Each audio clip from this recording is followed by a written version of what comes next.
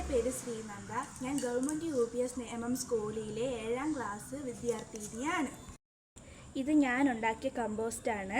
ഇത് എങ്ങനെയാണ് ഉണ്ടാക്കണതെന്ന് ഞാൻ പറഞ്ഞു തരാം. ആവശ്യമില്ലാത്ത ഒരു ബക്കറ്റ് എടുക്കുക.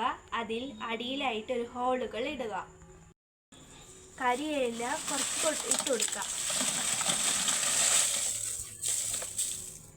അതിൻ്റെ മുകളിലായി കുറച്ച് മണ്ണ് ഇട്ട് കൊടുക്കുക. അതിൽ കുറച്ച് പേപ്പർ കീറിയിട്ട് കൊടുക്കുക.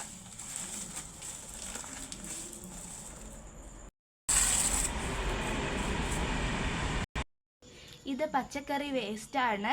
ഞാൻ ഇതിൽ ഫുഡ് വേസ്റ്റ് ഇടാറില്ല. ഇത് മുട്ടത്തോട് വേസ്റ്റാണ്. ഇത് പൊടിച്ചാണ് ഞാൻ ഇടാറുള്ളത്. അതിൻ്റെ മുകളിലായി കുറച്ച് മണ്ണ് ഇട്ട് കൊടുക്കണം.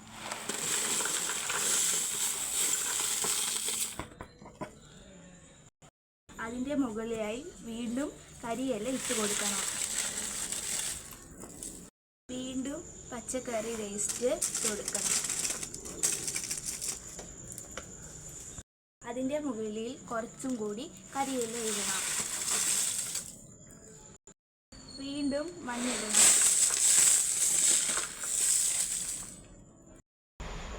കുറച്ച് വെള്ളം അതിൻ്റെ മുകളിൽ തിളച്ച് കൊടുക്കണം.